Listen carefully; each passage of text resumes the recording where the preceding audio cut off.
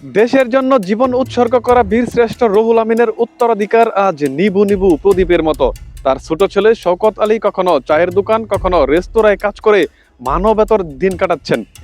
কেবল জাতীয় দিবস এলেই এ স্মরণ, বাকি সময় জুড়ে নীরব অবহেলা। বীরের নামে গড়া গ্রন্থকার ও স্মৃতি জাদুঘরও অযত্নে ধ্বংসের পথে।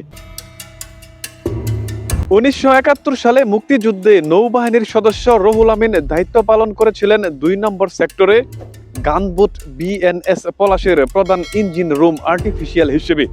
মংলা বন্দর দখলের পর লক্ষ্য যখন খুলনার দিকে, তখন শত্রুপক্ষের বোমারু বিমানের আঘাতে তাদের 2টি জাহাজ আক্রান্ত হয়।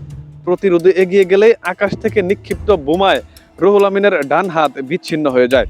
গুরুতর আহত অবস্থায় তিনি নদীতে ঝাঁপ দিয়ে সাঁতরে তীরে পৌঁছালেও শেষ রক্ষা হয়নি।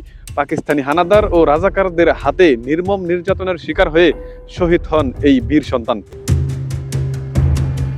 বাবার বীরত্বে দেশ গর্ব করে, অথচ নোয়াখালীর সোনাইমুড়িতে তার পরিবার আজ প্রায় বিস্মিত। চরম দরিদ্রের সঙ্গে লড়তে লড়তে জীবন সংগ্রামে ক্লান্ত শওকত আলী কখনো চায়ের দোকানে পানি টেনে, কখনো করাত কলে শ্রম দিয়ে দিন পার করছে বীর শ্রেষ্ঠ রুহুল আমিনের ছেলে শওকত আলী।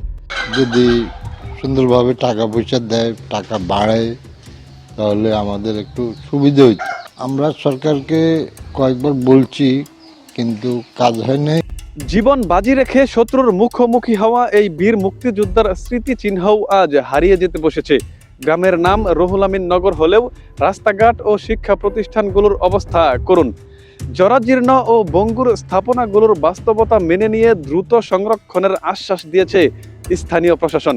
এগুলো আমরা প্রশাসন, উপজেলা প্রশাসনের সহযোগিতায় হোক, কেন্দ্রের সহযোগিতায় হোক, আমরা সেগুলো স্বাভাবিক অবস্থায় ফিরিয়ে আনার চেষ্টা করব। নতুন প্রজন্মের কাছে বীর শ্রেষ্ঠ রুহুল আমিনের প্রকৃত ইতিহাস পৌঁছে দিতে তার নামে গড়ে ওঠা স্থাপনাগুলো রক্ষা ও সংরক্ষণের জোর দাবি জানিয়েছে স্থানীয় মুক্তিযোদ্ধা ও এলাকাবাসী।